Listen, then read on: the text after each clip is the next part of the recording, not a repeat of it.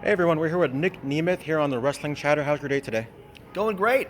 Doing a bunch of media for TNA, and it's been a blast so far. I'm just singing the praises of everyone in the ring and behind the scenes, and doing it over and over is very easy when you don't have to fake it. We'll talk a little bit more TNA, but I want to start off with something fun, just because I interviewed Mike Mondo a couple weeks ago, and I started it the same way, but that was through Zoom. But now I could do this in person. I got a little something to show you.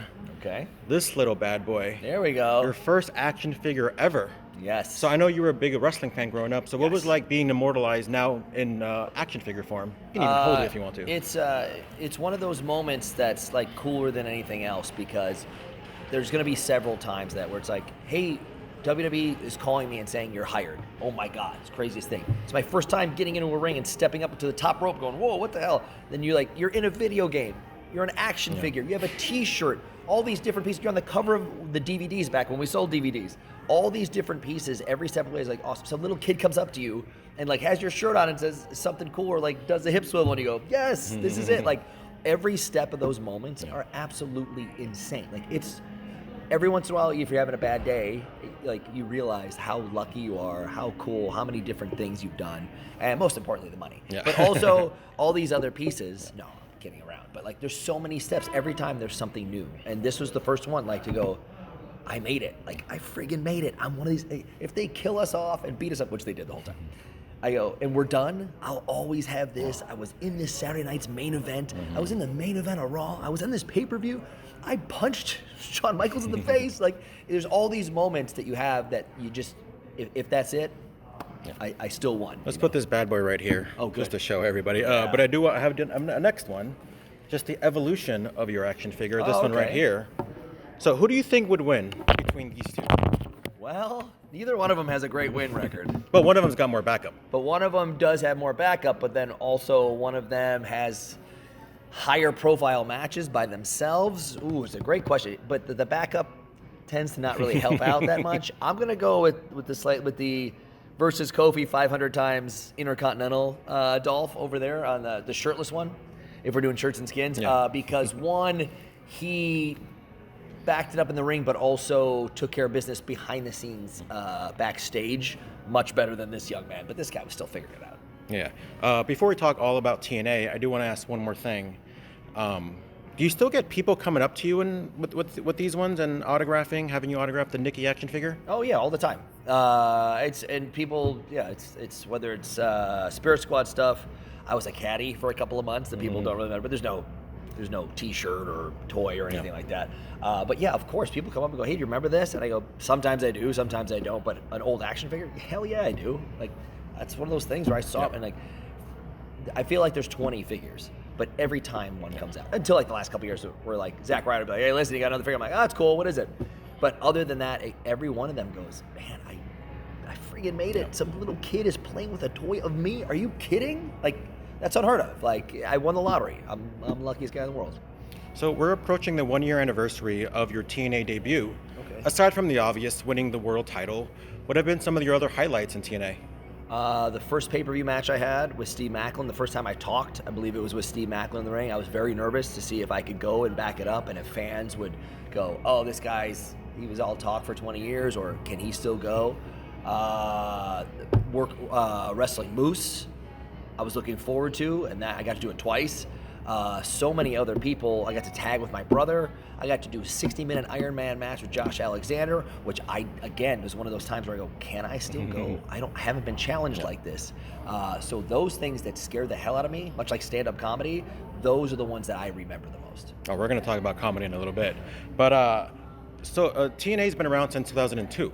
And I know you were a big wrestling fan, as I mentioned earlier. Yeah. So were you a big TNA fan in the early days, in the weekly pay-per-view days? I was not a huge fan of anything outside of what I was doing, and here's why. I was giving everything to it, but also it was the old days before COVID, and anytime they asked you to do something, you said yes. Yeah. And there was Sheamus, Kofi, Miz, and myself who were constantly doing PR work in between our 5-day schedules. We would do a Friday live event. And I was coming in from the West Coast, so I'd fly out on a red eye on Thursday. Friday live event. Drive 300 miles, do a Saturday live event. Drive 300 miles, do a Sunday live event. Drive 300 miles, do a Monday Night Raw. Tuesday we would tape SmackDown for Friday. Wednesday I would fly home. Thursday night back to a red eye, or stay on the road and go do PR in Istanbul, Turkey, or Bucharest, Romania, or wherever they were sending us, Australia. And I lived that life like that so long that it was like when I had one day off, I wasn't watching my wrestling. I sure as hell wasn't watching Bob Roode's TNA. No offense, Bob, you're the best. But when I did get to a point to where, like, not just after COVID, but that's when it locked in so much to where it was like, you have 3 off days a week, probably every week. Then I could decompress for a day. Then I can go, hey, what is AEW doing? What is TNA doing? What is Ring of Honor doing? What is WCW doing? Any of those things.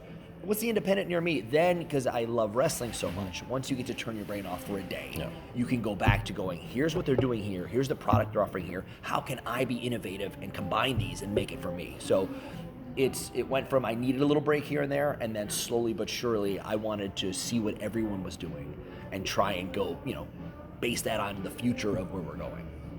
When you started wrestling in WWE or pre-WWE, there was a gentleman by the name of Lance Storm that was very influential in your career, and now he's there in TNA now. Yes. So what is that like, kind of seeing a full circle moment with him, early in your career, and now some would say in your prime of your career? Absolute torture. He's the worst. He's psychotic. He's a nerd. He calls me out on everything. I'm being serious, but I'm joking around. I love Lance so much. Yeah, if you can be serious for a minute. Yes, if we could be serious. We did not have cable a lot of my growing up, so I had a UHF TV, and it showed ECW on Friday for an hour, and on Saturday it showed ECW for 2 hours, and it was the same show back to back. So I watched the same show 3 times a week on a black and white UHF TV, and Lance Storm was my absolute friggin' hero. And my first day at OVW, I pulled up in a car, and he pulled up in a car, and I go, oh, what are you, rehabbing an injury? Because I had heard, I'm not being a good internet guy, but I had heard for guys who are on the full-time roster, when they were rehabbing an injury, you get a couple reps at OVW, and then they go back to the road. I was like, whoa, are you coming back from an injury? And he's like, no, I'm the new teacher. And I go, oh my God, instant teacher's pet. Does anyone want to, hey, can I do it? Hey, can you show me? One, I wanted to learn, but two, I was like, I'm learning from the guy that not just you grow up watching WWF, this was the guy that I go, this guy's awesome, and I want to learn from him. And then I got to, are you friggin' kidding me? So not only was it friggin' awesome and the hugest learning experience, and I got to sneak my way in. I'm being taught wrestling by Lance Storm. I'm being taught promos by Paul Heyman, Jim Cornette, and Rip Rogers is teaching me how to wrestle for the rest of my life, no matter where you go and what you do. And I got the greatest thing. And then a year into the business, I'm wrestling Triple H, Shawn Michaels, Ric Flair, Dusty Rhodes, all these guys, rotating cast of legends, and that's how I got to learn. I am just absolutely spoiled from all that, and it made me better quicker because of that. Are you still talking to him now as far as maybe getting advice now that you're Lance? A veteran? Oh my God, every week. And he's a real hard ass when it comes to stuff, because I had a concussion once in WWE, and they would come back and they just wanted to see if I could move around, if I was okay. And he critiqued my tie-up, and I wanted to punch him in the face. And because that's Lance, and it's the best. He's so good, it's annoying in a very funny way. So he's someone now, we gravitate towards each other at TNA every single day, whether we're talking about the business or what we're gonna do, but I also get to have him as an agent half the time, which is pretty great. Because he has I guess him and I would be like him and Jericho as a tag team, to where we think very different things, but we're trying to make it awesome, and it's totally different styles. And then once something that I didn't think about, he would, and something that he was like, here's all the straight to book stuff, and I go, what about this crazy outside? And he goes, oh, that's a good idea. So I can help sometimes too. So having him around that is a treasure for anybody. And he's so dry and so funny in the weirdest way. But it's like, I grew up watching him, wanting to be him. I got to learn from him, and now I'm still someone who I'm giving advice to people. I'm still learning from Lance every friggin' Impact. It's actually really annoying. What are some of the challenges that you faced so far in TNA in the almost year you've been there so far? Challenges? Getting the word out. There's every once in a while, no matter, people go, hey, I love Impact, we love the pay-per-views, we watch what you're doing, and then someone will go, I follow you on social media, I've watched everything you've ever done. Do you still wrestle? And I go, oh, come on, man. I go, bro, Access TV, YouTube, TNA Plus app, check out the show. I'm telling you, if you like wrestling and you watch the show, you're going to be instantly engulfed in it, because the infrastructure's there, the storylines are there, the talent is through the roof. There are some Sometimes people say AEW goes a little fast with stuff. Sometimes WWE goes way too slow in molasses with the same predictable stuff. We are someone that I feel like we're this happy medium of you check out, you don't know what's going to happen one day, but then you see the slow progression of a story and you know where they're going, but then the other half is just you don't know who's going to show up, you don't know what's going to happen, you don't know who's be fighting for the title, you know who's going to show up in my match against Joe Hendry at Genesis in the main event. Like JBL just randomly shows up out of nowhere. Yeah, and I made the mistake of calling him JBL and I had to do a wild line. It is John Layfield, I believe, because I think WWE owns JBL or something like that. So John Layfield has shown up a few times, and I don't know what he's going to do next. He's whispered something to me that I'd rather not repeat, but it was not like, hey, we're in cahoots and buddies. He just shows up sometimes. So I think he's on a mission of putting together, it seems to be a team or at least a collective or some type of mindset to look for a group. But at the moment, I'm doing my own thing, and if he gets involved, I have nothing to say about that. You got this beautiful title right behind us, the TNA World Heavyweight Championship, and as much as you're killing it in that scene, you got to have some form of maybe like a bucket list or checklist. You want to be tag team champions with your brother Ryan? That would be an awesome thing for me, my family, my parents, everybody watching. But I would want to earn it. I wouldn't want to be like, hey, look, we're brothers. So wouldn't it be great if we had like we were the champions? Now, if we got to a point of where we started racking up some wins, we started being on the same page, we're kicking some ass and going, hey, you know what? I think we deserve a shot at the title. Okay, great, that's different. So yes, I am someone who doesn't ever want to be handed anything. When I came to TNA, I said, I don't want to be handed the title, I don't want to be in the picture. I go, let me earn it. Let me have the fans going, you should be in the title picture.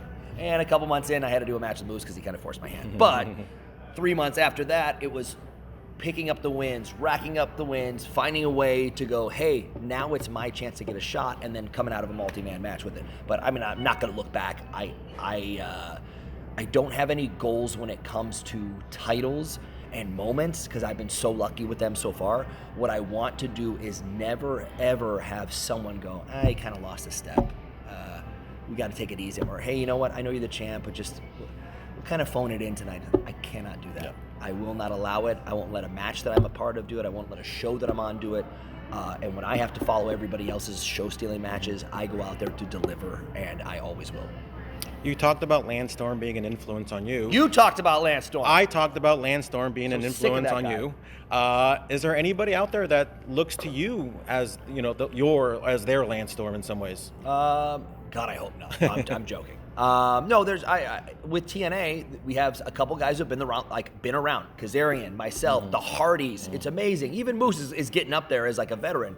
But there's so many up and comers that are just rocking and rolling and going, asking little advice here and there. What do I do here? What do you think about this? And it's usually not the fake kind. We're like, hey, can you watch my match? Yes, person I don't know. Yeah. Okay. And then they do a match and they're like, well, I'm like, okay, here's 5 things. And then the next time they have a match, they do all the 5 things and you go, you were faking that. Like, you get one time to like let me waste my time watching your match to give you some pointers. And by the way, my pointers aren't like, here's what's right. I go, here's what I saw. Yeah. If you think some of these 5 are something that someone else says and you feel it, be conscious of it. But there are so many that are like, do you think this would work here or this would work here? Or should I be doing this at this point? Like, you know what? I could see that next week being this piece. And it's like just giving strategy out as much as I can. I am happy to do it because I got to learn from so many great people that if anyone asks me, I go all in. I go, listen, I will watch your match for the next month every single time, and I'll write you a list of stuff. It might not make any sense to you. You might tell me to go F myself. I don't know. But if you're asking for it, cool. But the fake ones, you give them one match, and then you got to let them go. TNA's got some big things coming up in 2025, including out here in Los Angeles for Rebellion, and then Slammiversary in New York. What is that like now going into the 2 biggest markets of the U.S. Because of all the buzz that TNA is happening, not just you, but a lot of other people, Joe Hendry, the Hardys, all these great talents coming through, and now you're invading Los Angeles. So what does that mean to you to now that TNA is just growing bigger and bigger throughout the months? I've been watching it. I've been firsthand watching the last 12 months, and it's been hotter and better and more sold out. In the last 6 pay-per-views, I think, sold out. I was in 5 of those 6 main events going, first of all, it's sold out. That's great. But when you hear the crowds reacting to the great matches, it makes it that much better. And then it gives me, I used to come back for years, my whole catchphrase, behind the scenes. I'd come back through Gorilla. It was me and Kofi, or me and Sheamus, or fighting for the Intercontinental title of the US title. I'd come back and go, follow that, MFers, and throw something, knowing that the main event couldn't follow us. Now I got all these guys and gals stealing the show every step of the way, and I got to follow them in the main event. And then the last 2 pay-per-views, it was Jordan and Masha had a 2 out of 3 falls match, and the Hardys and the System had like a tables, ladders, and chairs. It was off the charts. The crowd reaction. Oh, 1, 2, all this stuff. And I go, I got to follow this? Damn, we better be ready to go. And I go, okay, get focused, get ready. Make this better than it's ever been before, because you have to steal a show from 7 other matches that just stole the show. Yeah. Damn it. And they make my job hard, but that's a challenge I was looking for. The last couple years in WWE, I didn't have anything to sink my teeth into. Not having an entrance and doing a 3-minute match with the Street Profits against me and Bob Roode is not going to steal the show. It's not going to be everyone's talking about it. I can't go like, follow that.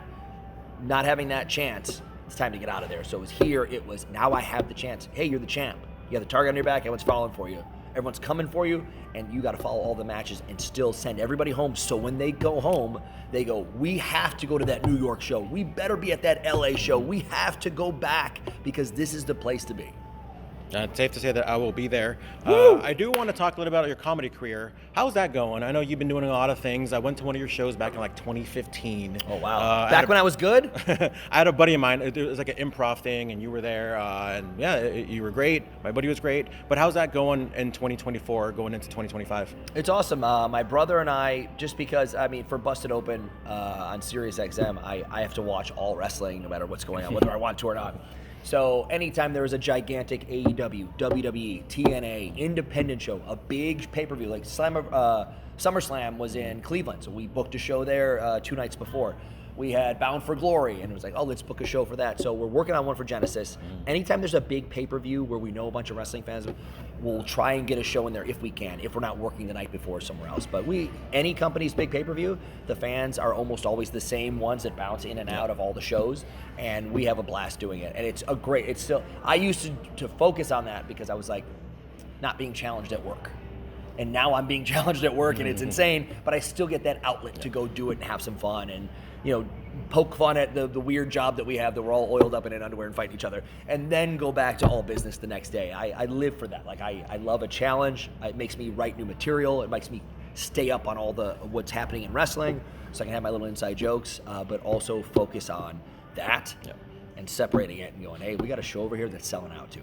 What's the best case scenario for your comedy career? I know a lot of people aim for the pilots or the movies. So what's like your ultimate for that comedy? It's gonna seem fake. It's like, it's not titles, it's not moments. It's, I want to be awesome at my wrestling job, awesome at talking in my wrestling job, and an awesome ambassador for the company that I'm in my job. And I think doing stand-up comedy, doing speaking and media engagements, and then talking to fans behind the scenes, and then going on Fox News to talk politics, or talking data when it comes to TNA and all these different pieces. I want to be an absolute renaissance man that can back it up with data, facts, jokes, stories. But anytime I'm doing stand-up comedy or improv in the ring, or improv at a show, it adds to the comfortableness of being in the ring and making me a better wrestler. So all those pieces are just to make me better at my job, and I don't want to stop them, and I don't have a goal. Like, I don't want a Netflix special or something. I just want to be so quick and so smart with what I say and what I do that helps my wrestling career. Oh, that's pretty amazing. All right, we're gonna do a really quick lightning questions. All right. Okay. Let's see if you get it right. Best line from Dumb and Dumber. This is what I used to say to Mondo all the time, because I don't remember too many of them. Actually, I got a couple of them. Let's see. It is... We got no food. Actually, no, it's not even a funny line. It just goes, how's your burger? And they're laughing because he's got all the peppers on there or whatever. I used to say that to Mondo. We were roommates for about a year in Tampa, and we would say it all the time. Or, big gulps, huh? Well, see you later. That's the extent of it for me. I'm not as psychotically into the movie, and I didn't want to hurt my feelings and see the second one. Oh, second one. I refuse to hurt my feelings. Yeah. I like the first one too much that I wouldn't do that to myself. All right, best SNL sketch. My God. down to one. Massive Head Wound Harry. That's a good answer. So- no love for cowbell? No, you know what? No, you didn't. Cowbell's fine. It's almost like you go into a Motorhead concert and they're playing Ace of Spades. You're like, got it. But there's 50 other songs that are so good. Let's get to that. But everybody just sings Ace of Spades and then goes for the bathroom break for everything else. I'm like, the Motorhead B-sides, those are the good stuff. That's the good stuff. Our last Great. question before we start cutting it out and promoting the shows. Yeah. Where were you when the Cavaliers won the title in 2016? I think I was riding in a car from a wrestling show to a media appearance, and we were driving a certain direction that we were starting to lose the feed on regular terrestrial or regular radio. And I asked the driver to stop driving to the next destination. We pulled off on the side of the road for like the last 6 minutes of the game, which ends up being 40 minutes or something. Yeah. But I was there. And also one time I was in the air headed to the Middle East with The Miz. We were sitting next to each other sharing headphones as the Indians at the time were in the World Series. And we were getting pieces like, and he steps up to the plate. Against the wall, and he's out at home, and you're like, we're 30,000 feet in the air, headed to the Middle East, and it's going in and out of the Wi-Fi, and we're like, what is happening? And then we can't send texts or do anything. It was like really exciting. That was another fun one, but they ended up losing that series, but no big deal. So they'll be back. They'll be back. They'll be back. But thank you so much. TNA Rebellion, TNA Genesis, all the cool stuff coming up 2025. Big one, baby. Any parting words for all you TNA fans out there? For everybody who knows where TNA has been headed for the last 2 years, this is the big jump. This is the time. This is the time to talk to your friends. It's up on us to make it organic and get people to get their butts in those seats, because we got some big arenas to fill. And if you check out our show and you talk to everybody, whether it's Moose or Joe Hendry or Frankie Kazarian, you're going to know that this is the place to be. 2025 is the year we're going for it all. Stay tuned.